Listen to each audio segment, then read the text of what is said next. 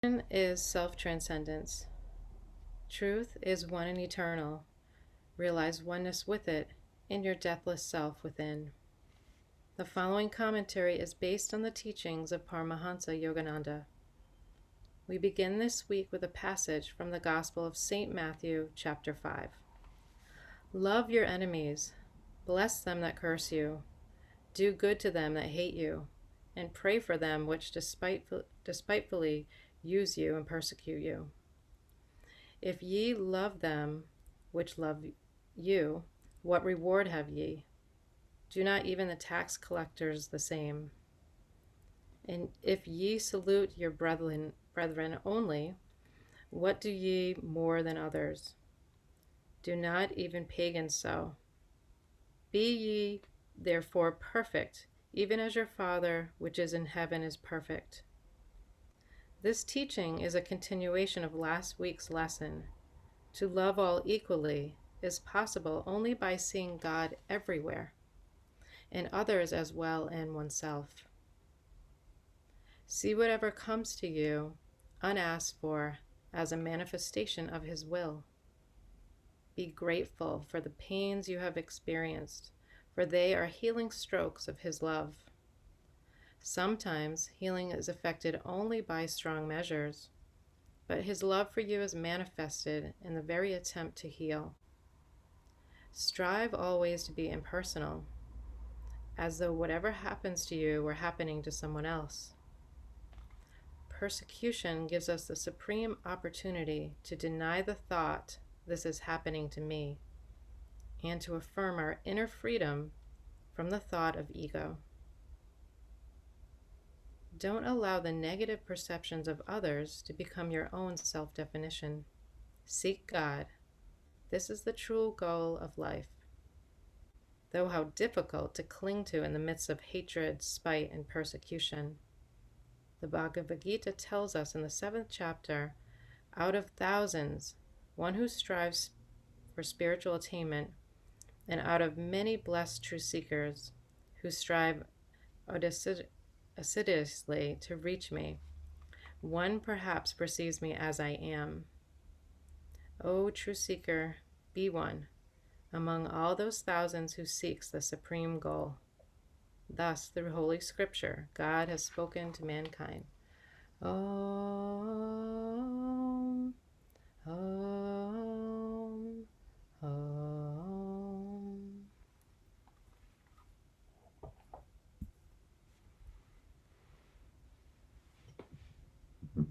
Thank you, Shannon. Yeah, this is one of those interesting readings. uh, actually, so we won't start with our whispers reading because we had that because I didn't have coffee this morning and my mind wasn't quite awake and ready. So I'll just launch right into some thoughts about these readings. And it's kind of like three different trains of thought here. We have the affirmation is courage, and you can see how that would be an appropriate affirmation for this reading, because in the Bible, the Bhagavad Gita reading, out of thousands, one strives for spiritual attainment, and out of many blessed true seekers who strive assiduously to reach me, one perhaps perceives me as I am. So that's 1 in a million. Those are pretty discouraging odds. I find myself, well, am I one of those million? Yes, we are. We all one. We are. And I think the thing to remember is that it does take courage to want to walk differently than other people. It takes bravery. It takes one-pointedness, and it takes this remembering what is life's true purpose. Why are we here? And we have to keep remembering. We have to keep redirecting our thoughts. And just like as I was saying in the meditation, if you find your mind start to wander, oh wow, I was thinking about what's for breakfast. Okay, nope. I'm thinking about God and light and love and joy, and super consciousness. So you just gently bring it back like you're training a little puppy. And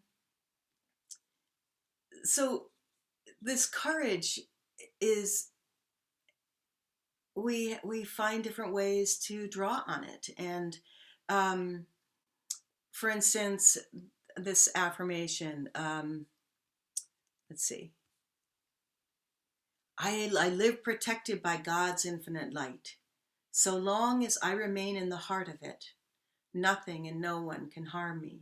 Now, this is an affirmation that's been going through my head really for a little over a year now, as you start to see everything that's happening around us, not just COVID, but just the crazy world.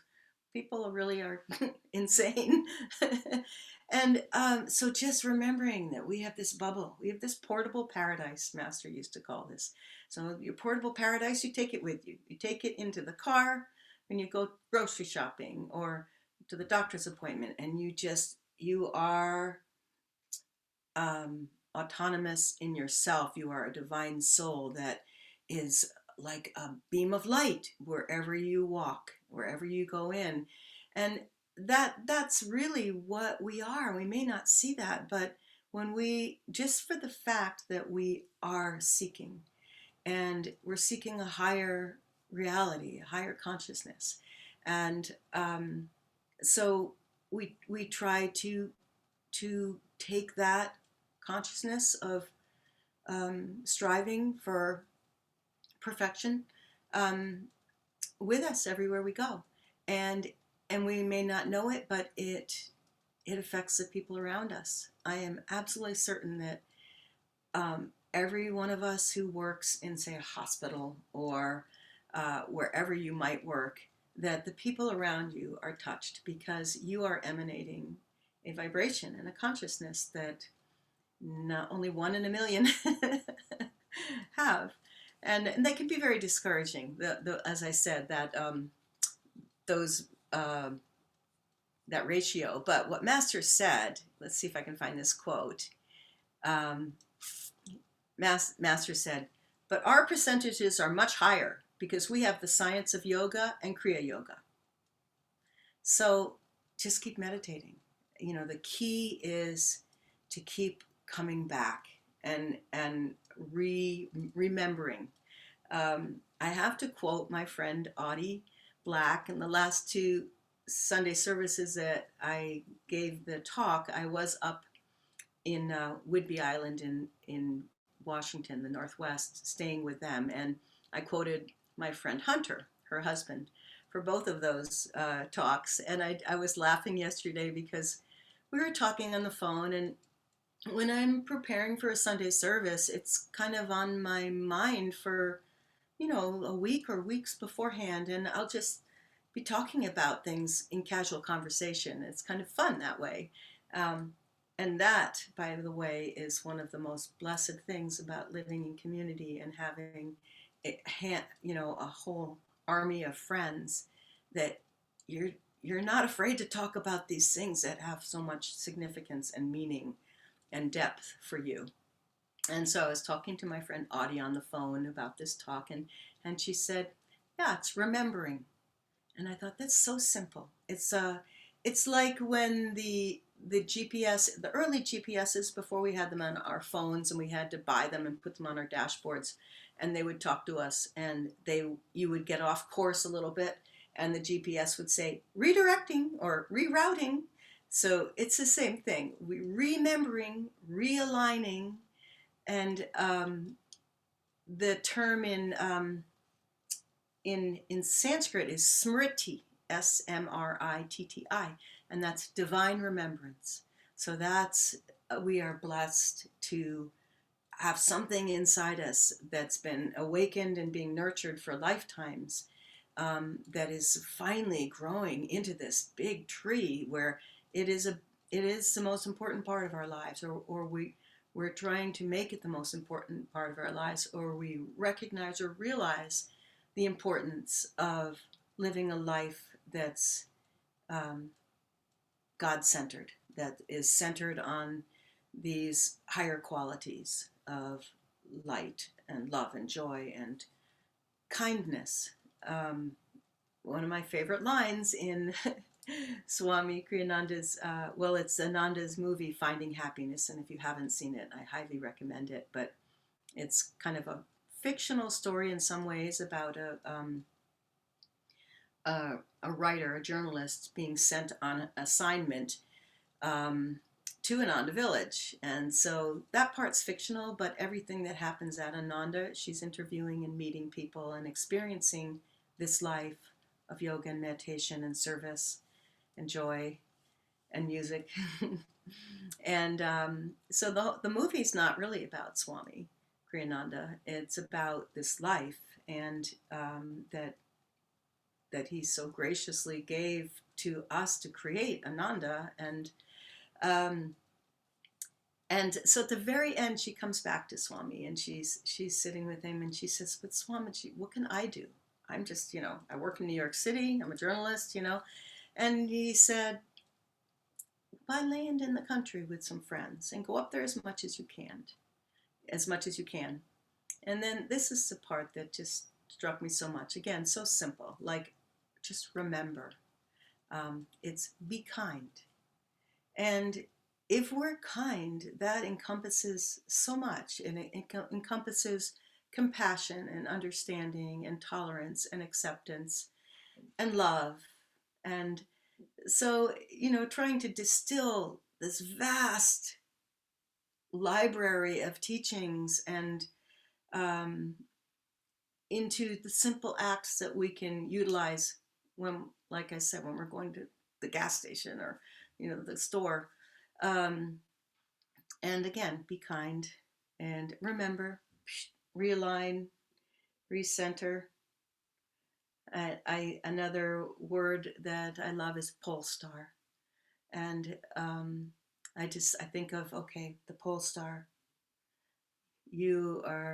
I have made the pole star of my life. That's one of Yogananda's chants. So if we just keep remembering, that's a big part of the battle. And it is a battle. Life is a battle every step of the way. And that's why we need courage and determination. And we need all these tools, and we need our friends and our community and our family to lift us up when we're struggling on this battlefield.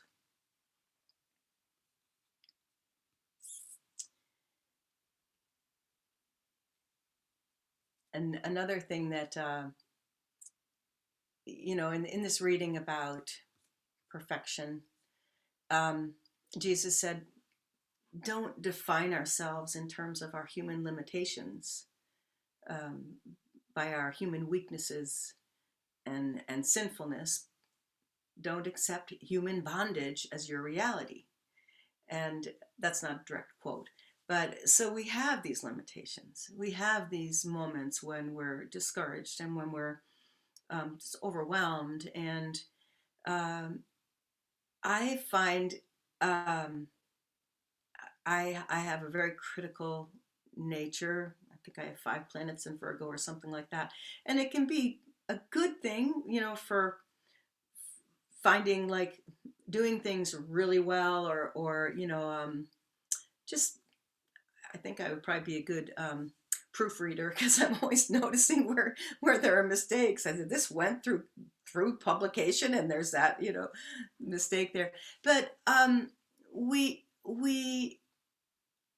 can't be perfect, and so we're always going to have our flaws and our faults. And I don't know about you all, but I find myself kicking myself, like, oh, I did it again. I can't believe I died. Haven't I learned that lesson yet? Or whatever hardships might come our way, whatever karma we may be dealing with. And it's wonderful that we did the fire ceremony, because the power of that, I mean, if you've studied yoga at all in the chakras, and you understand the concept of our energy centers in our body, and we have the Kundalini energy coming up the spine. This is the astral spine, not actually our body fluids, but and and we have these like sticky little seeds, and that kind of stick along the way in our shushumna, the inside of our spine, and also on our chakras. And these are our desires and our habits and attachments and all these things. And they come back lifetime after lifetime. They come back with us, with that astral spine, with that whole makeup. But this is the power and the beauty of Kriya Yoga and other spiritual practices, is that we can loosen up those little seeds and get them to get unstuck, and then get rid of them. And that's why we do this, drawing up the seeds up the spine to the spiritual eye, and Om Swaha, throwing them into the fire to be burned up and purified. It sounds so simple, but the more power we put into anything, the more results we'll get, the better we'll feel. And depending on if it's directed in the right direction. If we put power in things that are downward moving, then we're not going to necessarily feel better, because really it's all about keeping our energy moving up and forward to the goal of cosmic consciousness, union with God. And as I said, we have all these tools, and everybody is different. There are different things that resonate with people, that speak to them, and that are their particular in their tool bag. And anybody who knows me knows that music is a huge tool for me. That meditation is a huge, probably the most important tool, because we have to get silent. I shouldn't say probably. It is, of all the tools we have, and we have so many. But a meditation allows us to be quiet and receptive, and to absorb that divine energy, and possibly get insights and intuition. And music awakens the energy and opens our hearts, and we can bring that up and use that. But we have to take the next step and actually go inside and feel and get out of the way. And this is a really important thing, that we carry around these bags of identity and our self definitions. Like, okay, well, I do music, and I'm a part of a spiritual community, and I travel, and this is my friend, and I love to do that, and blah blah blah. And we have to just start thinking bigger, outside of the box, and not identify with this body so much, this lifetime, as much as we can. I mean, obviously we're here, we give it all we got, but don't be too attached. Realize that it's not just this time. We've got a long path, and we're very, very far along on this path. If we're sitting here listening to me talk, we wouldn't be you wouldn't be here if you were not one of those 1 million, that out of 1 million that Krishna talked about earlier in the reading. So important thing is, don't be discouraged, and have courage, have heart, and associate as much as you can with like-minded souls, and bring joy and beauty and light and love into your life as much as you can. And most importantly, don't neglect time for God. The time for knowing God is now. So we should just pick ourselves up if we're at all flattened down, and charge forward with strength and courage and love.